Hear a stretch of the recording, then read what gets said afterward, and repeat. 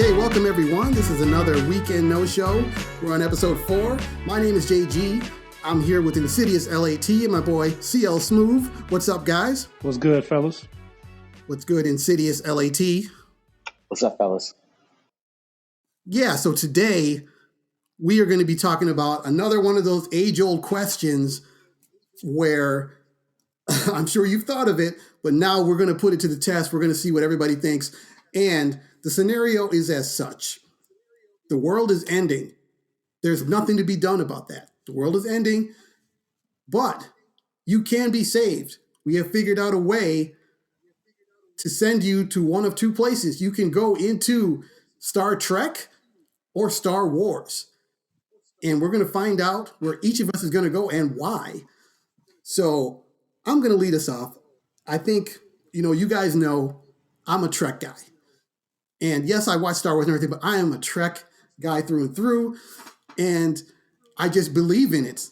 I really think, or, the older Trek, not the current Trek, but the older Trek. So to me, it's a no-brainer that if everything's ending, hey, man, I would actually say send me to the 24th century, and that encompasses next generation all the way to Voyager, and what was that last movie? Nemesis. Oh God, Nemesis. That was bad, but still, I would rather exist there. And the reason is as such, all of our problems have been solved on Earth anyway. I can just kick it on Earth. Yes, there's problems out there in the universe. Picard, Captain Sisko, Janeway. They got to deal with the Borg. They got to go out there and deal with the Dominion and deal with crap like that. But not me. I'm on Earth. So I'll just kick it. I don't use money. They don't use money in the 24. We don't have money. Everything's just cool. You're just cool. And they're like, hey, what are you going to do with yourself? I don't know. I'm just going to chill. That's exactly what I'm going to do. And they'll be like, hey, don't you want to explore the universe on Enterprise or go out on the frontier with DS9? No, I had enough problems, man. I had enough problems. And those guys, they're better suited to that. They can deal with all that. I'll be back on Earth. I don't even know where. No. What's that planet from the Pleasure Planet? I'll be on Risa. I'll be kicking it on Risa, taking a vacation, but not really vacation because I ain't doing nothing. I ain't working. What are you talking about, man? I'm in Star Trek. Taking a vacation from vacation. Take a vacation from my vacation because I deserve it, But here's the thing. I know you probably think, well, what if everybody goes there? What if everybody chooses Star Trek? What about too many people showing up? Man, we got the whole alpha quadrant of the galaxy. We got plenty of places to send people. Man, send them to Vulcan. Send them somewhere. I don't know. Where's that planet that Deanna Troi comes from, or send them there. I don't care. Send them to the moon, to Mars. It doesn't matter. We got warp drive. We got replicators. We got scarcity is a thing of the past. No racism, no sexism, no nationalism. And I just think, I'll just kick it. I mean, I'll go on the Enterprise and just see what's up. Hey, what's going on here, guys? I'll kick it with Geordi. You see, Geordi, the problem with Geordi is that, he was never getting any play. At some point, I'm going to want some action, and hanging out with Geordi, you're not going to get it. That's why I hang out with Worf, like, hey, man, Worf, man, he was crushing at all times. So I'll be like, what are you getting into tonight, Worf? Can I just tag along? Cool. Let's do that. And the same thing on DS9. Look at what happened on DS9. He came in, and he pulled the finest one immediately. They've been trying to pull her for 3 seasons, but Worf was like, "No, let me handle this, y'all. You guys fall back. I'll handle this." And so now, not to cut you off, but before you keep going, would that be considered a homosexual relationship? How so? Because wasn't she originally a dude? Like the bug or whatever? No, the Trill, the thing inside of her existed in a dude before her. It is neither male nor female. Okay. Got it. I thought that it was a male trill that just happened to be in a female's body. They're a sexless race. Yeah, those little or worms or whatever those things are inside of them. Yeah, they don't have any gender whatsoever. Got it. That'll be human beings, so it might be. But you know what? It won't matter because hey, you don't like it. You just go to another planet. I'm going to another star system. Peace. And no, I'll never see what Janeway's doing because I didn't like Voyager too much. So they'll be like, hey, Janeway disappeared. I mean, good. They're gone. They're gone. I'm kicking it here. And I don't really know what else there is to say, man. There's just the sky's the limit. As long as we have people like Sisko, Picard, they keep the Romulans off our back. They keep the Dominion off our back. You guys handle that. I'm going to be over here doing whatever I can get into and just kick it. I think that's the natural state of humanity. I can do my artwork. I can do artwork. I'll just read a book and it'll be like, what do you do? Oh man, I was picking my nose the other day. It's like, oh, well, that's a great use of your time. That's what we do now in the 24th century. So why they name Captain Sisko after some liquor is what I want to know. That's racist, man. That's racist. Remember Sisko? Wasn't that old nasty liquor we used to drink in college? No, I never drank that. I think Sisko is. I think he's from the Bay Area, and so they just call him Sisko. No. I mean, don't pretend like you never drank Sisko, man. Oh yeah, I definitely drank some Sisko. Okay. Okay. I have no idea what you all are talking about. No. Drambuie. Well, okay, and just before I wrap up, I want to quickly diss Star Wars because it's a nightmare universe where everybody is getting, run over, and these Jedi or whatever the hell they are have ruined everything for everybody across the entire galaxy. There's no way in hell I want to live there. So, I'll just give them the finger and then I'll go through the other portal or whatever takes me to Star Trek. All right, I'm out. So I'm going to pass it over to you, Insidious LAT. What do you think, man? All right. So, listen, you've pretty much said everything that I was thinking in terms of why I would pick Star Trek over Star Wars. It's just a better universe. Like you said, I literally wouldn't leave the holodeck. I just chill in there.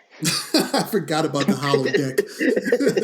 I literally just hang out in the holodeck all day, every day. Like, where's Bell? He's in the holodeck. So yeah, the Star Wars that universe. I mean, I guess both universes have war, but all they do is fight in the Star Wars universe, man. I'm tired of fighting, man. I just want to chill. So it's in the name. Absolutely. Yeah, exactly. Yeah, war's in the name. That's true. It's right in the name. I'd rather go. They on weren't some lying. I'd rather go on some adventures and and chill. Fuck a couple blue girls, whatever. That's what I'm saying, man. What do you think the weed is like in the 24th century? Let me get some of that 24th century weed. Oh my God, it's got to be so good. It's got to be so good. Oh yeah. Yeah. So yeah. But yeah, that's it, man. I'm just going to underline everything you said. It's in terms of it's just a more chill, more interesting universe, and and not only that, man. I dipped out after the episode 4, 5, and 6. I dipped out after that. I was just like, enough. They keep telling the same story. Yeah. So I got to be honest. I'm just not that into it. So. Well, let me ask you this. So you you wouldn't get involved in Starfleet at all? Nah, I mean, I might take a job, as a, I might do an HR job. I might be in HR, but I'm not trying to You be a might soldier. work in quarks or something. Yeah, yeah, yeah. I might work in Cork's bar. I've got a little experience in that. But yeah, I'm not trying to be. I'm not trying to be. I'm not trying to join the military. I'm just. Okay, Yeah. yeah. Which they So, insist is not the military, but it sure looks come like on. it. Yeah, it feels a lot. You got captains and lieutenants and ensigns. That feels real military to me. Yeah, So they've said over and over, we're not a military organization. It's like, you really could have fooled me. yeah, yeah. What's with all those matching uniforms? Not military organization. Yeah, I don't see nobody yeah, on the man. deck with a T-shirt on. Oh So yeah, nobody's just kicking it. yeah. So yeah, man. That's it, man. I wish I had a little bit more, but yeah, that's pretty much it. It just seems like a more chill universe, and I'm trying to chill. So Yeah. that's Well, it for me. I mean, that's it, man. There's really not much more to be said unless we hear what CL Smooth has to say. Oh man. What you I don't know. think, man? I guess we can't all agree. So what I'm gonna do is I'm gonna go into the Star Wars universe and I'm gonna train with all the Jedi and I'm gonna train with all the Sith and then I'm gonna hop over the Star Trek universe. Lazy MFs. And I'm gonna that's what I'm gonna do. Because all y'all be so many years of just vacationing and soft living, man. You're not gonna be able to fight against me. Come with a small gorilla That's Hey, a army, good man. man, point. and I'm gonna take over Hey, everything. no, man. I'm protected by No, Starfleet. You man. have to deal with I'm Starfleet. You have to deal with Worf, man. I'm running through. I'm running through You're not dealing Starfleet. with me because I'll be No, hiding. man. But question Yes. then. So if Star Trek is post scarcity, then people don't really have jobs then, right? Like all needs are met. So then things like Starfleet and exploration is just for those people who are curious about seeing the universe and exploring stuff like that. There are no jobs that are actually necessary, right? They're not necessary, but consider there's an episode of Deep Space Nine where Captain Sisko, he goes back. Benjamin Sisko, he goes back home. His father has a Creole shop, restaurant, but that's what he enjoys doing. He enjoys feeding Right. people with his recipes. Yeah. So he does have a job that he wants. It's not necessary for him to do Gotcha. that. Yeah. Gotcha. Yeah. Honestly, Yeah. Yeah. So I would definitely go into Star Trek universe because Star Wars is just what seems like to me. It's just like Earth and all the problems and ambitions and flaws and stuff of like human society, warlike society, just spread out across the universe. And I would be way more interested in Star Trek, and I Right. would join Starfleet because I think it would be amazing to like explore the universe and meet different cultures and all that kind of thing. So yeah, I would definitely do that. The question is, the criticism of those kind of post scarcity type dreams is that people say that if people don't have any kind of challenges or suffering or anything like that, then the civilization will fall apart anyway. But I'm not sure that that's true, man. I think people are more driven by creativity and innovation and things like that, or could be. I don't think fear and lack of things is the only motivating factor in human life. yeah, and I don't doubt that that just because people don't have to work, people will still work just because yeah, they'll just do things that they enjoy though. So I don't think that society will fall apart. There are people who probably enjoy being politicians, but they wouldn't do it for a monetary reason. They're not trying to become rich off of it. They just do it because they rather enjoy. They enjoy serving. But that's exactly um, why Star Trek, when you see what people can be when they're allowed to contribute to the best of their ability. And I think that's kind of the thing that's missing nowadays is that you're not allowed to contribute to the best of your ability. You always have to get through a bunch of hurdles. Like people want to be an engineer. Well, okay, I hope you have the money necessary to afford the schooling for that. Whereas in the 24th century, hey, I want to be an engineer. Oh, okay. Well, come on in here. Then if you want to learn this, that doesn't mean you necessarily will always have the aptitude for it, Right. but they will give you the shot, Yeah. and you can become that if it's within your ability. Right. I mean, Star Wars may have cooler ships. I think that's the only thing they got going for them. They got cooler ships, Yeah. and that's it. Well, it's like the whole OnlyFans situation nowadays, right? And kind of the easy mode life that a lot of young women have who utilize those services to make money. It's so easy, right? That it's like, and I realize not all of them are making money, but it's so easy to do. It's like it's begging for people to just do it and make that money. But people do it for the money. But if you don't have to worry about putting clothes on your back or feeding yourself or having a place to live or any of those, just like the most fundamental basic things for survival, if you don't have to do any of that, then you can actually say, well, damn, what am I actually interested in? And I'm not just to pick on OnlyFans, like bankers and doctors, lawyers, athletes, pick any profession.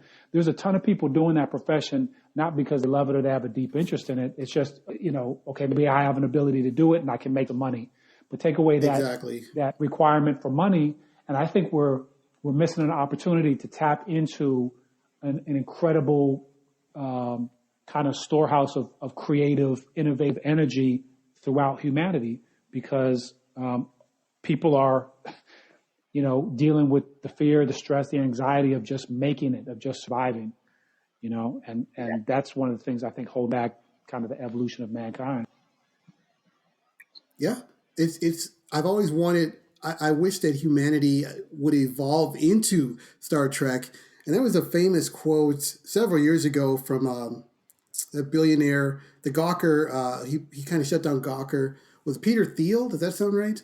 I think it was Peter Thiel, and they were talking about Star Trek versus Star Wars, and a lot of people, like him, were saying, "Oh, Star Trek is just socialism. That's socialism. I don't want that. Star Wars is great. Look at Han Solo. He's a hustler. He has to go out there and hustle to make things happen for himself." And I'm like, look at what you are saying, man.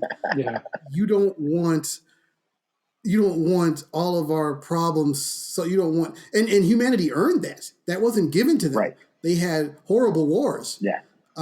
With Khan's people and such, and horrible scarcity that they had to go through, and they worked their way through it and really earned it.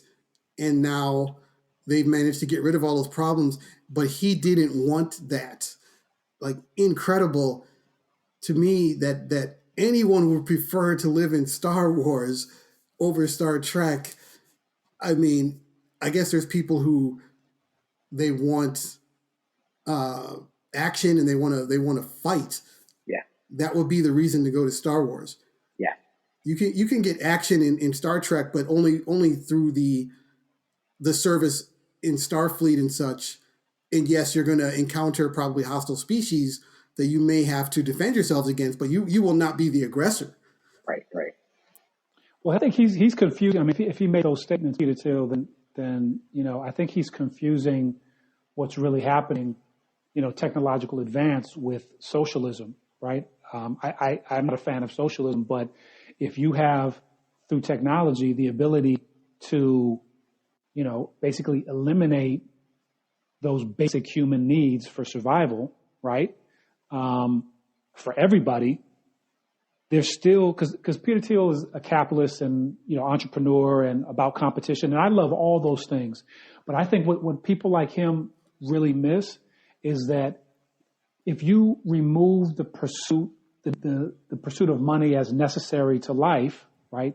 There's still competition, which will create innovation. Why? Because people are creative and they want to express that creativity, right? People are innovative. They want to express that innovation. And we're human beings and we're social and we like, people's respect and admiration and stuff like that. So that would be the driving force of kind of innovative and creative activity. I mean, you see it now in social media, even though social media has had a lot of bad effects on society. What do all kind of content creators look for? You know, did they like my video? How many views did I watch? That's all social approval, right?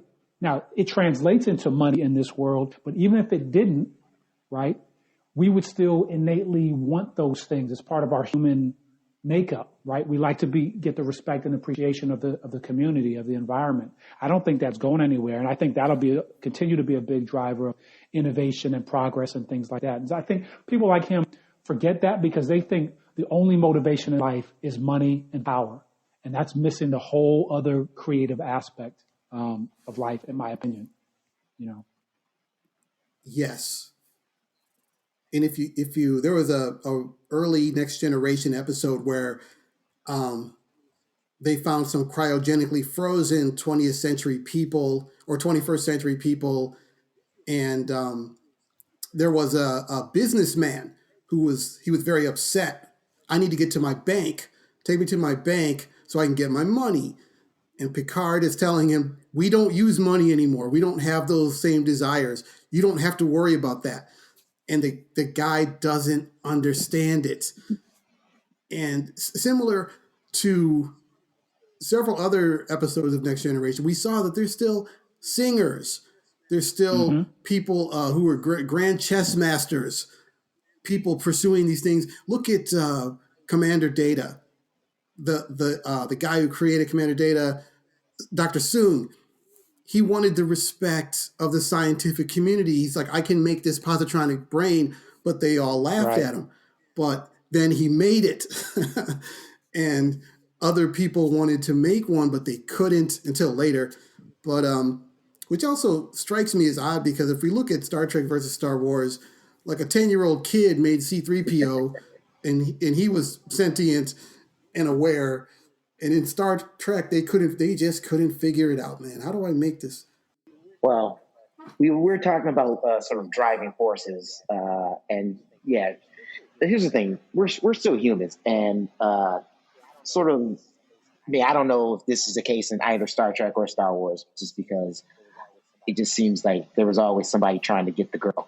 And so, you know, even if most of our most basic needs are taken care of, people will still sort of have the driving force of either. I mean, there are asexual people out there, I suppose, but you know, trying to get a mate, and that's another driving force that'll keep us sort of from just being a bunch of sloths. You drive to excel to attract a mate.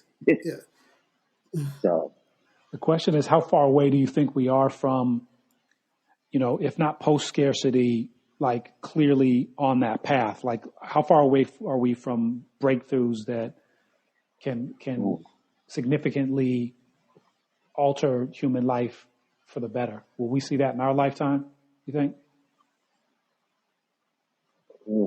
Definitely not in our lifetime. I think we'll see the beginnings of those things where, like, man, that can really turn into something like 3D printing and such, especially where you can. I've seen medical articles where they needed a particular tool or needed something that they could, a stent or something they could put in someone, so they get the spec online and then they 3D print it, essentially beaming it to themselves. You know, we need to print this thing, and then they print it and use it. And it's like, man, that is incredible, because 20 years ago, hey, we don't have this thing. Well, somebody better go get it, because it can't just appear here magically, but now it can. Yeah. But think about that, like sure, you have to have the correct materials on hand for your 3D printer that you can use, whereas in the 24th century, you just need some spare atoms. Right. Whatever's laying around, but that's the clear progenitor to that software, to that feature. Actually, I would not be surprised, and you know, this definitely could be just wishful thinking, but based on what I've seen, I would not be surprised if they have breakthroughs in medical and health technology where they significantly extend human life. not just number of years, but also the quality of life along the way in terms of your health and youthfulness and stuff like that. I mean, they've done some research with this doctor named David Sinclair, I think his name is, out of Harvard, who's like at the forefront of like longevity research.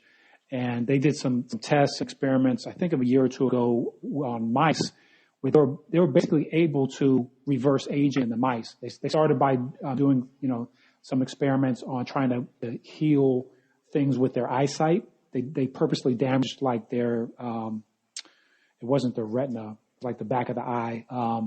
And then they gave them this treatment cycle, which totally reversed the damage and made the eyesight youthful again. And then they did it in broader parts of the body of the mice, where two identical mice, I think they were twins, they were able to like reverse the aging in one to where, his fur was, dark and youthful again.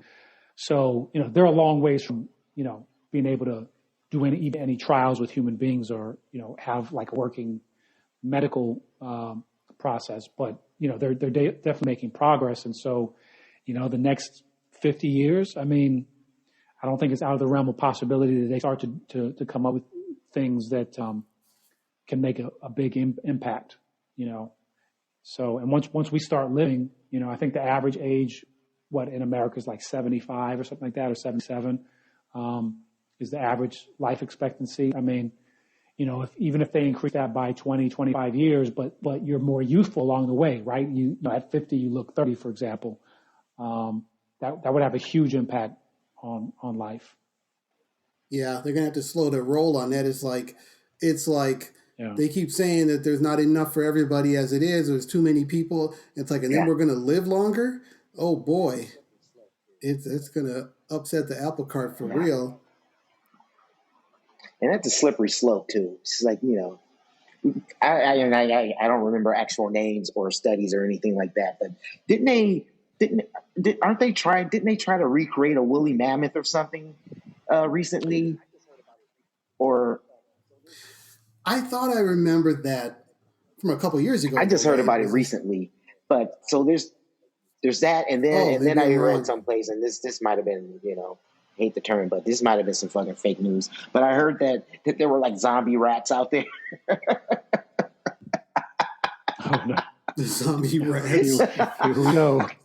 Here we go again. But no, my point is, I don't know if this ties in with our Star Trek, Star Wars things, but I think that life cycles are what they are, and that they're, I don't think man is supposed to live past, a couple hundred years, just because, that's just the cycle, What goldfish, they die after 6 months or whatever, and I think man only lives, 80 to 100 years, and anything beyond that is just upsetting the apple cart. It's throwing off the cycle, and so, but that's an interesting thing. The only thing because if we do get to the Star Trek point where there's no need, man is going to live a lot longer, and we are going to be healthier, and thus our lifespans are going to increase. So it's just it just brings up technology, that kind of technology. Again, that's so far in the future. I guess they figured it out, but I'd be interested in seeing. I won't be here, obviously, but I'd be interested in seeing how man deals with that kind of, that kind of time on your hands. JG, let's mark 2 points for Vel. That was quite good. How you prevented me from interrupting you, man, and then you interrupted me interrupt you. That was nice. I like that. I like how you said like you didn't hear me trying to interrupt you. It's a game within a game now. I see that's the level of game we'll be playing, huh? He knows your tricks, man. Yeah, he knows all your tricks. You were like, oh no, my brother. Well, I just needed to get it out while it was fresh in my head. I was just like, if I don't say this now, it's going to go away. No, but you actually pretended like you didn't hear me. Let the battle commence. I love it. Well, guys. On that note, to interrupt both of you, we're coming to the end of our weekend no show, and I think it's clear that anyone with any sense will be going to the Star Trek universe, except for Clint, who will be going. You'll be going over to Star Wars to become a Sith. At which point he will return to Star Trek to wreak his vengeance upon Lazy communist. all of us. That's right. So I guess there's nowhere safe. Well, how long do we have? How long does it take to become a Sith? I mean, we got a couple good years. I don't know. Before... I think they got to have some virtual reality training machines, so I can do that shit like Neo in a couple hours, right? Oh man. Well, I'll be on Risa. I'll be on Risa, you guys. But for now, let's just wrap this one up, and we'll just see you guys all in the Star Trek universe. And you know what? I hope you guys all have a great day, great evening, great weekend. CL Smooth, Insidious LAT, please say goodbye because we're getting out of here. Live long and prosper. I'll be back. All right, guys, please like and share and subscribe if you like this. We really appreciate it. And we'll see you on the next Weekend No Show.